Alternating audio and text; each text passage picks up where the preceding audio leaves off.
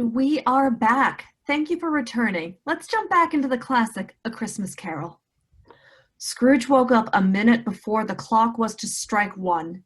He noticed that the time was close and that there was no apparition, so Scrooge was convinced it was just a dream. Then a bell rang out of nowhere and a light appeared in his bedroom. As the light dimmed, a beautiful woman stood in front of Scrooge. Are you the spirit whose coming was foretold to me? I am. Who and what are you? I am the ghost of Christmas past. Long past? Your past. What is your business? Your welfare. My welfare is long gone. Your reclamation, then. Take heed, rise, and walk with me. The spirit led Scrooge over to the window pane and began to fly, but Scrooge hesitated. I am mortal and likely to fall. There, but a touch of my hand there, upon your heart, and you shall be upheld in more than this. And just like that, they lifted off and flew above the London buildings into the countryside. Soon they came upon a schoolhouse, and as they began to land, Scrooge was taken aback by the sight. Oh my! I was reared here. I was a boy here. Your lip is trembling, and what is that upon your cheek? Oh, no, it's nothing. Nothing at all. Just a cold. Yes. You recollect the way in. Remember it? Oh, I could walk it blindfolded. Strange to have forgotten it for so many years. They walked closer, and Scrooge saw faces he recognized greatly. Nathan Beaumont and Christopher Johnson. Oh, and Dick Wilkins. Hello, boys. Hello. These are but shadows of things that have been. They have no consciousness of us. Do you remember them? Oh, they were my best friends. Let us go further. This school is quite deserted beyond one little solitary child who is neglected by his best friends. The spirit and Scrooge came upon a little boy who was sobbing quite uncontrollably. Scrooge was very taken aback by seeing his younger self so upset, only to see an older man walking in to speak to him. Young Master Scrooge? Yes, sir. You have a visitor. Suddenly, a beautiful little girl ran up and nearly knocked Scrooge down with her hug. Dear brother! Sister! I have come to bring you home, dear brother.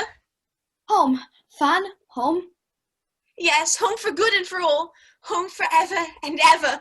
Father is so much kinder than he used to be. That home's like heaven. He spoke so gently to me one dear night when I was going to bed that I was not afraid to ask him once more if you might come home. And he said, yes, you should. And he sent me to fetch you with a coach. And you're going to be a man and go to work and never, ever come back here. Well, I'll say. This will be so wonderful. Together, all of us together for all Christmas long. And we are going to have the merriest time in all the world. You really are quite something, little Fan. The memory faded as Scrooge kept his eyes on Fanny. Always a delicate creature whom a breath might have withered, but she had a large heart. So she had. You're right. She died a woman, and I think she did have one children? One child, yes. Trust, your nephew, Fred. Yes. Come with me. The ghost seemed to push open a door as they entered a warehouse with an older man sitting at a table, writing. Do you know this place? Know it? I was apprentice here. Why, it's old Fezziwig's. Bless his heart, it's Fezziwig alive again. Ha, ha, ha. A jolly old soul appeared to be working. Suddenly, old Fezziwig looked up at the clock and began to clean up before calling for his apprentices. Yo-ho there! Ebenezer, Dick! Once again, a young version of Scrooge ran in with his fellow apprentice, Dick Wilkins. Dick Wilkins. Bless me, yes, there he is. He was very much attached to me, was Dick. Ha! Poor Dick. My closest and best friend, to say the least. Yo, my boys! Do you know it's the time? It's half an hour past. Do you realize you let me work you a half-hour overtime? I'm sorry, sir. No more work tonight! It's Christmas Eve! Dick, Christmas, Ebenezer, let's have the shutters up before a man can say Jack Robinson. Hi-ho! Clear the way, me lads! Let's have lots of room here! Scrooge and Dick put up shutters on the windows to indicate the shop had closed and ran in to push the tables away. Out of nowhere, Fezziwig had put up a Christmas tree. Merry Christmas, all! Fezziwig's whole family came in and joined them in a joyous cheer. Mrs. Fezziwig stood next to her husband. Now, tomorrow it is Christmas to be sure, so I'll expect to spend some time of your day with me! Right, my dear? Of course, eating Christmas dinner. Of course, my dear! Oh, young Master Scrooge, please meet our dear friend, Belle Watson. A beautiful young woman walked towards young Scrooge, and to him she appeared to be an angel. How do you do? How do you do? Young Scrooge and Belle found themselves on the floor dancing, unable to look away from each other. Beautiful Christmas party, my dear. Happy Christmas, my love. Oh, mwah. Everyone laughed and began to have a great time as music began to play. A small matter to make these silly folks so full of gratitude. Small? Why, is it not? He has spent but a few pounds of your mortal money, 3 or 4 perhaps. Is that so much that he deserves praise?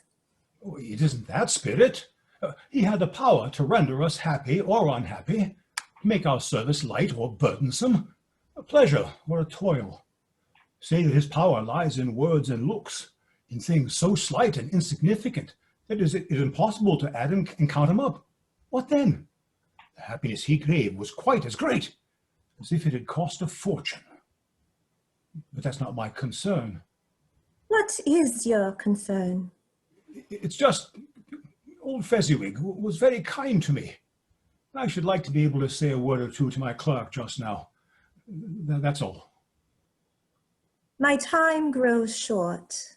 The spirit brought Scrooge to a small room where a beautiful woman sat next to the young version of Scrooge, with tears dripping from her eyes. No, no. Matters little. To you, very little. Another idol has displaced me. And if it can cheer and comfort you in time to come, as I would have tried to do, I have no just cause to grieve. What idol has displaced you?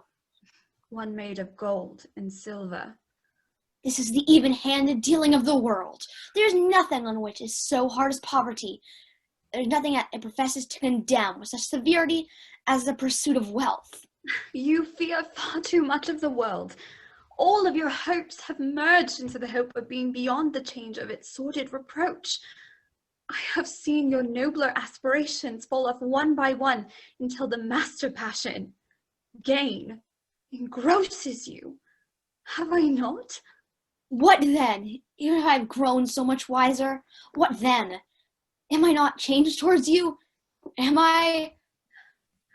Our contract is an old one. It was made when we were both poor and content to be so, until in good season we could improve our worldly fortune by our patient industry. You are changed. It was made when you were another man. I was a boy. You were innocent, and you are a boy still, just with different clothing. Your own feeling tells you that you are not what you were. I am. That which promised happiness when we were one in a heart is fraught with misery now that we are two. How often and how keenly I have thought of this, I will not say. It is enough that I have thought of it, and can release you. Have I ever sought release? In words, no, never. In what then? In a changed nature, in an altered spirit, in another atmosphere of life, another hope at its great end. in everything that made my love of any worth or value in your sight. If this had never been between us, tell me, would you seek me out and try to win me now? I say no. Heaven knows when I have learned a trust like this. I know how strong and irresistible it must be. But if you were free today, tomorrow, yesterday, can even I believe that you would choose a dowryless girl? You who in your very confidence with her weight everything by gain, or choosing her, if for a moment you were false enough to your one guiding principle to do so. Do I not know that your repentance and regret would surely follow? I do. And I release you with a full heart for the love of him you once were. You may, the memory of what is half past makes me hope that you will, have pain in this very, very brief time, and you will dismiss the recollection of it gladly as an unprofitable dream, from which it happened well that you awoke. I sincerely rejoice in that I am able to break loose of this chain before I was tethered, and would not be able to release myself from the miser I see sitting with me. I dream that I may once again find love and happiness within the only thing that happens, hope and not gain. And for that I thank you for showing me the light and giving me freedom to find so. May you be happy in the life you have chosen. Bless you, Ebenezer. Bless you. Those words, she jumped up from her chair, leaving a single ring in the hands of Scrooge. Spirit, show me no more here. Conduct me home. Why do you delight to torture me? One chateau more. No, no. The spirit led Scrooge into a room where lay a coffin on a table, with Scrooge sitting at the side of it. There was one candle in the window. Below the window outside was a man who walked with a woman, resembling Scrooge's old love, Belle. No, you would not believe who resides there. Could not guess. An old friend of yours. Scrooge. It is said he's shut up there with just a candle in the window, keeping light on him. His partner lies at death's door and quiet to the world. Scrooge sits by his side. My poor old love.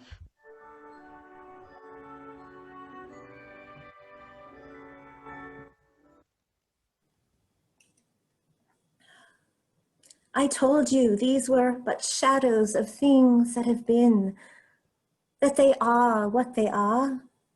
Do not blame me. Oh, Spirit, remove me from this place. I cannot bear it. Take me back. Haunt me no longer. With that, the spirit brought Scrooge back to his flat and his bed and departed from him.